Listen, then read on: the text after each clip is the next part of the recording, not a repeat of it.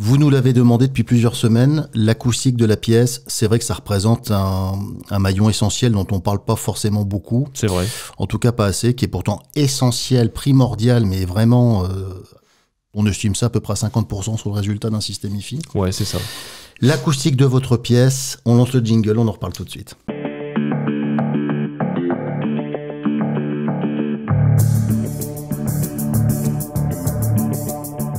Quand on regarde bien, 100% des enceintes qui sont vendues sur le marché sont toutes traitées à l'intérieur, Oui. avec des matériaux amortissants, pour des raisons qu'on connaît, c'est-à-dire éviter les réflexions internes, des bourdonnements de caisse, etc. etc.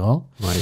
Et on voit malheureusement des systèmes qui sont très mal exploités ou sous-exploités à cause d'une acoustique de pièce Qui, elle, n'est pas du tout traitée. qui, elle, n'est pas du tout, voire quasiment pas traitée. Alors aujourd'hui, moi, ce que je voudrais, c'est aborder ce sujet-là, mais sous une forme plus pragmatique. Parce que je ne vais pas expliquer aux gens comment il faut faire pour traiter sa pièce. Tout le monde le sait très bien. Ouais. Il y a déjà eu des centaines d'articles, des centaines de vidéos qui ont été faites là-dessus. Je voudrais expliquer comment faire pour faire sonner son système dans des conditions du vrai family man, Domestique. c'est-à-dire pas le truc théorique qui peut absolument pas exister, puisque évidemment dans une maison, moi j'aime raconter aux clients un petit peu la configuration de ma pièce, juste 2 secondes. Donc moi j'ai un salon en carrelage, Ouais. j'ai des baies vitrées, un salon en L, Ouais, ouais.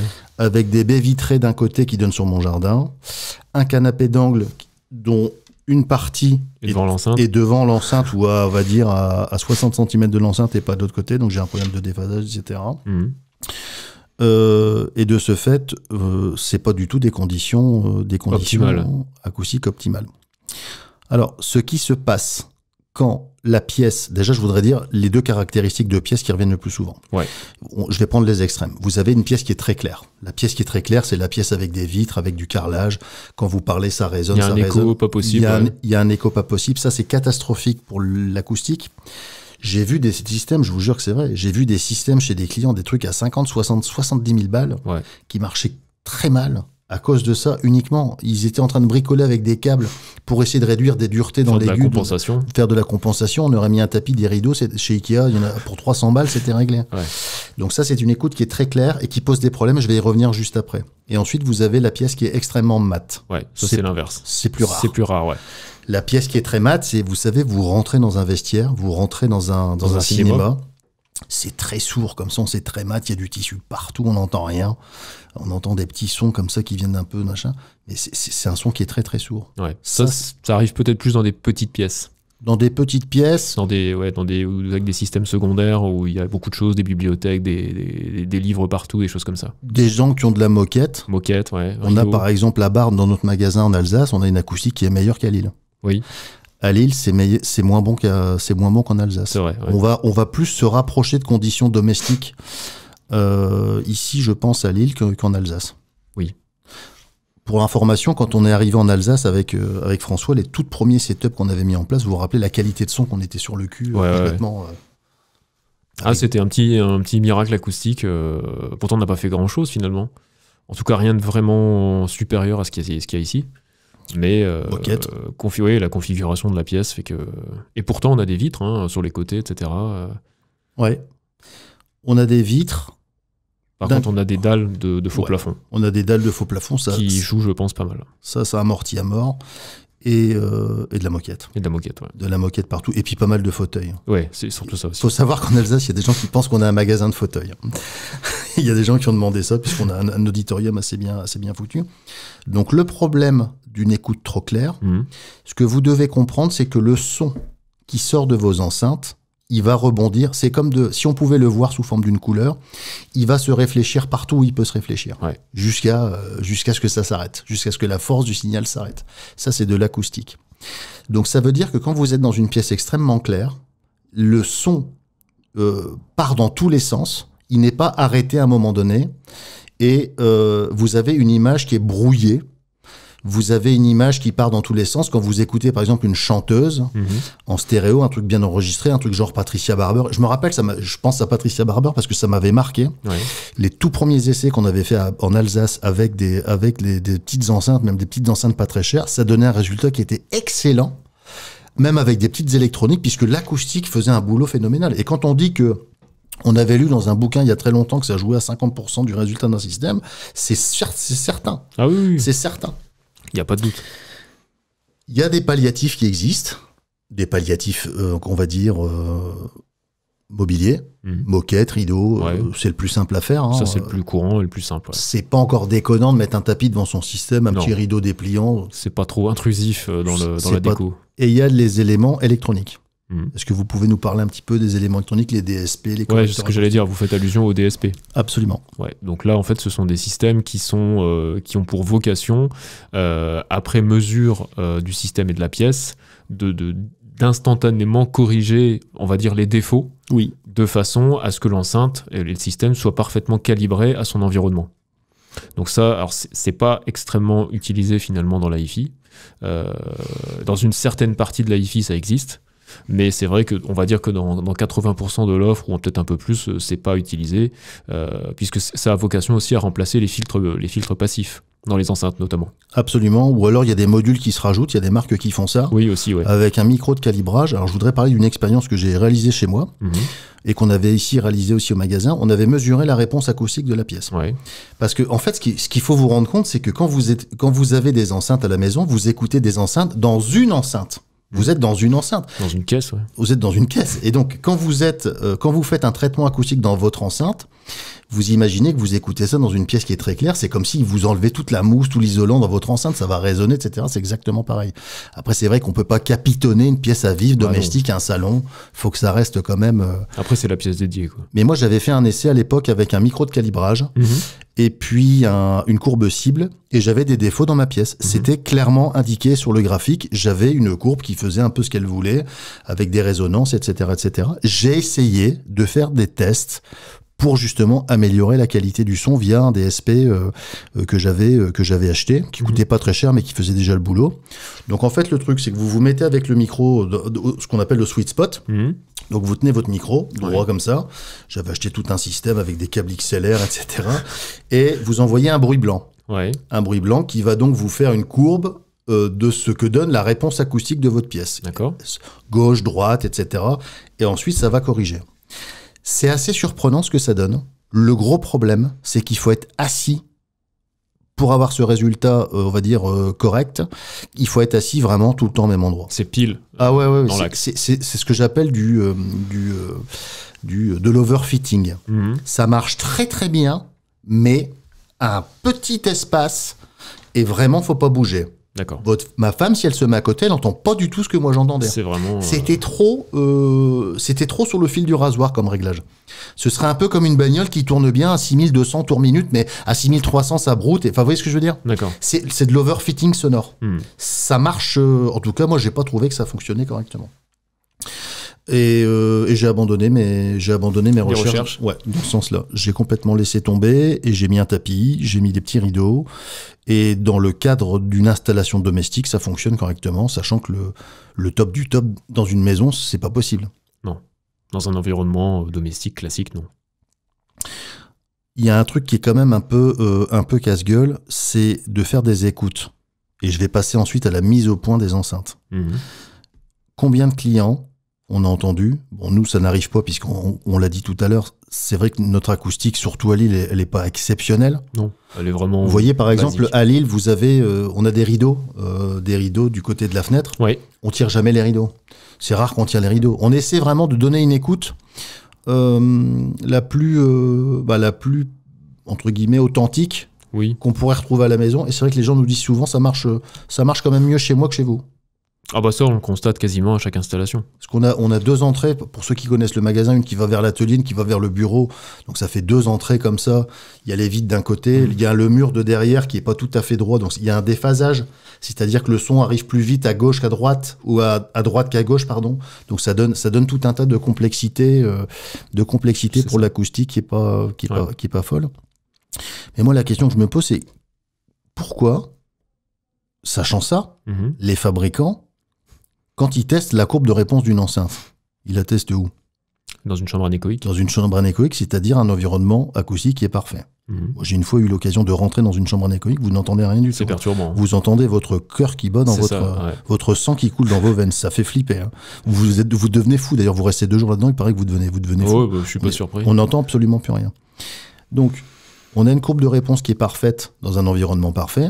Et qu'est-ce qui se passe quand on met ce produit parfait dans un environnement parfait? Ça n'a rien à voir. Ça n'a rien à voir. Alors, la question que je me pose, pourquoi ne pas mettre en place un protocole chez les fabricants, comme nous, finalement, on le fait pour Lim-Audio et puis pour eux. Pourquoi les Lim-Audio et les Qualis Audio sonnent si bien, si rapidement chez les gens? C'est parce que nous, on a choisi une démarche inverse au niveau de la mise au point. Est-ce que vous pouvez... Là, je fais un peu de la pub pour le produit. Café IFIO n'est pas censé, mais c'est pour expliquer. Ouais, mais c'est... le truc, c'est qu'on a toujours fait effectivement en sorte d'affiner les derniers paramètres de nos produits dans des conditions domestiques, c'est-à-dire ici, en l'occurrence, les conditions du magasin.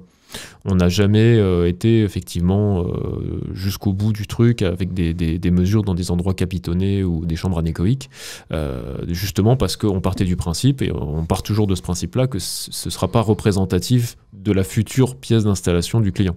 Tout à fait. Et c'est vrai que dès qu'on installe une paire, que ce soit une Qualis ou une Lim, globalement, les environnements sont toujours un peu différents chez les gens, mais on retrouve toujours cette cohérence sonore, globalement le même niveau de performance, à plus ou moins quelques écarts, et puis en fonction du reste du système.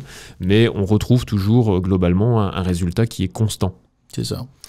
Il y a rarement de mauvaises surprises. Le fait aussi de moyenniser les réglages sur des pièces différentes, ça c'est également très intéressant comme approche. Oui. Parce qu'encore une fois, quand on met une enceinte au point sur une acoustique particulière, elle marchera bien dans cette acoustique, mais dès qu'elle va sortir du truc, ça fonctionnera. C'est un peu le problème, ouais. Ça fonctionnera plus. Et c'est vrai que quelque part, c'est un non-sens de procéder, je pense, autrement, puisque... je vois pas comment on peut avoir une reproduction dans la vraie vie. C'est un peu comme les bagnoles, quand on a les fiches techniques des bagnoles, finalement. Tout est mesuré dans des conditions de circuit comme la pollution. Ouais, voilà, ou la consommation. Voilà, de pollution ou de consommation qui sont en fait irréalisables dans la réalité. Voilà. Mais bon, ça fait une certaine fiche technique, on va dire, très propre. Parce que on va dire que l'exercice est respecté à peu près par tous les fabricants dans des conditions très proches. Donc on va dire que c'est ça le but. Voilà. C'est de montrer que de base il y a un produit qui est quand même standardisé, et qu'on a une courbe de réponse qui est propre. C'est un peu les garanties de l'industrie, on va dire. Parce que c'est vrai qu'il y a pas mal de gens qui me disent, moi je comprends pas, Nicolas, comment ça se fait. Finalement, toutes les enceintes à proprement parler, à part des différences de rendement, ça va tous de 20 à 20 000. Ouais, c'est ça, on retrouve toujours à peu près la même chose. C'est toujours un peu pareil, avec une courbe un petit peu plus accidentée sur une fréquence, etc. Et ils me disent comment on peut entendre de telles différences de son par rapport à ça. Parce que moi, l'explication que je voudrais donner, pourquoi on peut pas aujourd'hui acheter une enceinte bon là je déborde un peu sur le dossier enceinte qui est en préparation. Ouais, c'est ce que j'allais dire, ce sera complété. Ce sera complété, ce que je veux dire. On peut pas acheter une enceinte sur une fiche technique, c'est extrêmement compliqué parce que les choses, aucun produit, les choses, oui, aucun produit. Les choses qu'on doit entendre et les choses qui font la différence entre un produit A et un produit B, c'est l'oreille qui va l'entendre. Et sinon, il suffirait d'acheter. Moi, j'ai eu des enceintes. En fait, il y aurait qu'un seul produit sur le marché pour chaque catégorie. On a eu des enceintes à 500 € la paire au magasin qui avaient une courbe de fréquence de 20 à 20 000 qui était très bonne. Et pourtant, c'est exactement la même chose sur des enceintes beaucoup plus coûteuses. Donc, on pourrait se dire, je vais prendre ça. C'est complètement débile de dépenser plus cher, mais on n'entend pas du tout la même chose. Oui. Si vous voulez, une enceinte, c'est un petit peu comme un être humain. Il y a des êtres humains qui parlent avec, 500 mots de vocabulaire, voire moins pour certains. Et vous avez des gens qui parlent avec 2000, 3000, 4000, 5000, 10 000, 20 000 mots de vocabulaire. Si vous voulez, quand vous vous exprimez, c'est plus du tout la même chose que vous entendez. Et pour une enceinte, c'est exactement pareil.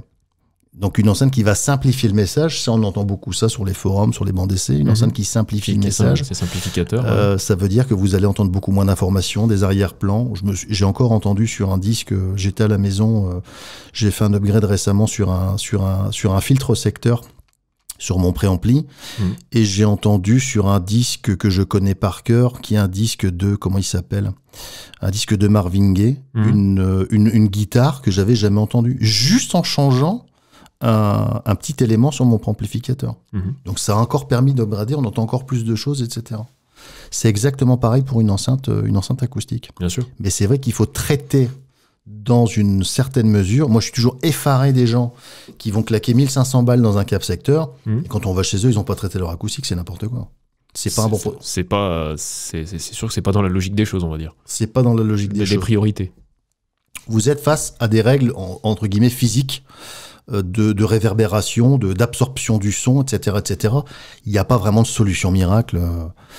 Et je vois quand même que... C'est de la physique. Tout ce qui peut être DSP, ampli avec correcteur intégré, ça n'a pas tellement été adopté par le marché des audiophiles, je trouve. Non. En tout cas, on n'en a pas vu beaucoup, nous, dans notre secteur. Il y a des marques qui font ça. On n'a pas eu l'impression que ça avait vraiment rencontré un engouement. C'était plutôt de l'équaliseur. Oui. Ça devient quand même un peu technique pour l'utilisateur lambda. On n'a pas forcément envie de rentrer dans la mesure de pièces. Il y avait une marque qu'on avait installée chez Hugo, on va pas donner le nom. Ouais, tout à fait. D'un petit ampli qui faisait... Qui intégrait un système de calibration. Je sais pas si ça fonctionnait, je sais plus ce qu'il nous avait dit là-dessus. Il avait essayé un petit peu, je crois. Ça donnait un résultat intéressant. Non, c'était pas... En tout cas, dans son contexte, ça n'avait pas été très probant. C'est pareil, dans son appartement, comment on peut... je me rappelle, il y avait un fauteuil, après il y avait une mezzanine. Ouais. Donc en haut, en fait, ça va dérégler tout le truc. Enfin, c'est pas possible. C'est sûr. Donc travaillez bien l'acoustique de votre pièce, les amis. Il existe pas mal de choses à faire. Les choses les plus simples fonctionnent le mieux. Des tapis, des rideaux, des fauteuils, des trucs amortissants, des coussins, ce genre de choses qui peuvent... N'ayez pas une pièce vide, en fait. Ouais, n'ayez pas une pièce vide. Je vais raconter une petite anecdote. Un jour, on a une dame qui nous téléphone de Marc-en-Barœul. Elle nous dit, voilà, j'aimerais bien faire un système à la maison. Mais il faut venir voir, la pièce est un peu particulière. Venez à la maison, on va vous recevoir et vous nous direz ce que vous en pensez en tant que spécialiste. Et on se pointe là-bas avec mon père, je vous jure. Il y avait des baies vides, c'était sur l'avenue Foch à Marc-en-Barœul, donc une avenue un petit peu cotée, une des avenues les plus cotées de Marc-en-Barœul. Il y avait un séjour qui devait faire, sans mentir, peut-être, je sais pas, 120 mètres carrés. Ouais. Dedans, vous savez ce qu'il y avait ? Tout ouvert. Tout ouvert. Il y avait plateau. Il y avait une baie vitrée qui donnait sur le jardin qui devait faire peut-être... toute la longueur. Toute la longueur. Globalement, 4 ou 5 mètres de hauteur. Énorme. Pas de rideau. Le sol en carrelage, en marbre. C'était du carrelage. Ouais. Un carrelage assez foncé, très beau d'ailleurs. Et il y avait une cheminée, des ouvertures derrière sur une cuisine et une arrière-cuisine, 4 fauteuils et une petite table en bois. Point barre. Quand on est arrivé là-bas avec mon père, on dit bonjour, vous allez bien, etc. Ça résonnait, quand je parlais, ça résonnait pendant 2 secondes. On n'a jamais réussi à faire tourner un truc là-dedans. La cathédrale. On n'a jamais réussi à faire tourner un truc là-dedans. Ça n'allait pas. C'est pas possible. On a pris des grandes enceintes, des petites enceintes. On a essayé de trouver des astuces pour essayer de calmer le jeu parce que la pièce s'excitait très facilement. Ouais. Donc on s'est dit on va prendre un truc un peu moins puissant, on pourrait dire moins grave, etc. On n'a jamais réussi à faire quoi que ce soit. On leur a dit. C'est la première fois où on a été tenu comme ça en échec sur une installation. On n'a jamais réussi à faire tourner un truc là-dedans. Ouais. Ça réverbérait trop. C'était impossible. Et puis quand on a dit essayer de mettre un peu de moquette des rideaux, c'était pas du tout. C'était un ambiance un peu loft. Loft, voilà. Ouais. Loft très. Design, ouais. C'était très épuré. Très épuré, ouais. Il y avait rien. Il y avait quasiment rien. C'était une volonté de décoration. Après chacun fait ce qu'il veut, mais pour l'acoustique, c'était pas possible. C'était pas possible. En revanche, on a été installer une petite paire de bibliothèques chez un monsieur à Lambersart. Je l'ai eu au téléphone pas plus tard qu'hier. Ah oui ? Ouais. Et je lui disais justement qu'on le citait souvent en exemple dans nos installations, parce que là, c'est tout l'inverse. Là, c'est tout l'inverse. C'était un vrai petit miracle, acoustique chez lui. Beaucoup de livres. Beaucoup de bibliothèques. Voilà, alors ça, les livres et les bibliothèques, ça, c'est pour du bois, beaucoup de meubles, etc. Et je pense qu'on n'a jamais entendu, c'était une paire de choses de lime, la petite bibliothèque, c'était absolument incroyable. Il y avait un grave incroyable. Je n'ai jamais entendu la chose, et notamment le grave de la chose sonner comme ça. Tout à fait. Mais complètement différent, par exemple, de ce que moi j'ai pu tester à la maison. Voilà. J'en ai testé chez moi dans mon séjour, qui doit faire, on va dire, une trentaine de mètres carrés. Ouais. Moi, chez moi, c'est le contraire. Ouais, ça marche pas. Non, ça marche pas. Il y a pas assez de, j'ai pas assez de basse, il y a pas assez de, j'ai pas assez de. Donc c'est vraiment l'acoustique qui répond d'une façon extrêmement différente. Donc en gros, pour résumer, essayez d'optimiser l'amortissement de votre pièce. Il y a des tutos qui existent, hein. Il y a des gens qui ont fait des bouquins complets là-dessus, donc on va pas s'étendre là-dessus, mais comprenez bien que le son va chercher à se rebondir partout. Et une fois que vous aurez une acoustique qui sera correcte, vous allez pouvoir vraiment gagner. Qui c'est qui m'a dit qu'il avait mis un rideau derrière chez lui, derrière dans son séjour, que ça avait vraiment un client qui fait ça. Il a mis une petite tringle en fait, derrière son avec un système. rideau, donc ça se voit quasiment pas, c'est très propre, ça gêne personne. Ouais. Et quand il fait une écoute, il tire son rideau. Moi, je sais plus qui c'est qui m'a dit ça, mais ça avait amélioré de façon extrêmement conséquente. Ah oui, puisque l'onde elle fait un aller-retour, hein, donc elle tape derrière, devant, elle repart comme ça, donc. Exactement.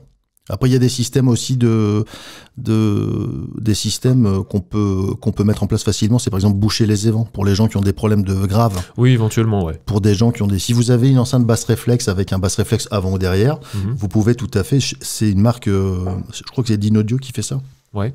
Dans leur carton, ils donnaient des bouchons. Oui, des bouchons de. On peut calmer un peu le grave en calmant un peu le déplacement du boomer, etc. Donc ça peut calmer un petit peu, mais bon, rien ne vaut l'acoustique. Encore une fois, c'est parce que c'est difficile à exprimer, mais vous pouvez pas vous imaginer le rôle de la pièce dans un dispositif. C'est ce qui est souvent d'ailleurs reproché sur les salons. Sur les salons, c'est l'excuse un peu fastoche. Ouais, mais bon, ça marche pas parce que la pièce du salon. C'est vrai. Dans les salons, l'acoustique est pas bonne, tout le monde écoute en même temps. On peut pas dire le contraire. Faut être correct. Souvent, c'est des petites cloisons fines qui sont rajoutées pour. C'est des petites cloisons fines. Ça résonne. C'est des petites cloisons je sais pas, en médium ou des trucs comme ça. C'est vrai que c'est franchement pas facile. Et puis c'est dans un hangar géant en fait. Et puis ils mettent souvent des grosses enceintes. Hein. Aussi, ouais. Ils mettent souvent des enceintes beaucoup trop importantes pour la pièce. Mais vraiment, là ici, on est dans le QDS2 ici à Lille. Ouais. Ici c'est pareil, on a une acoustique qui est correcte. Ouais. Grâce au tapis, grâce à la moquette. Tapis, ouais, voilà. Tapis meuble. C'est vrai que de la moquette, ça se voit plus maintenant dans les maisons. Non, plus beaucoup. Alors que ça, c'était le truc royal. Bon bah François, voilà, je crois qu'on a un peu terminé. On a fait le tour de la question. Je vous invite à regarder sur Internet. Il y a pas mal de gens qui ont fait des études sur l'acoustique des pièces. Des gens qui sont beaucoup plus calés que nous, qui pourront donner peut-être techniquement plus d'informations. Nous, c'était vraiment des informations, on va dire, de terrain pragmatique et puis efficace surtout. J'espère que ça vous aura donné du grain à moudre. Les amis, on vous dit à bientôt pour un prochain Café IFI. N'oubliez pas de vous abonner, de partager, de commenter. N'oubliez pas d'activer les notifications parce que vous êtes encore une fois nombreux à ne pas voir les vidéos sortir. Ça, on le voit dans les statistiques. Vous le voyez parce que ça apparaît parfois sur votre page d'actualité YouTube, mais vous n'aurez pas forcément systématiquement les notifications. Donc n'hésitez pas à les activer. Voilà, on vous dit à bientôt. À bientôt. Au revoir.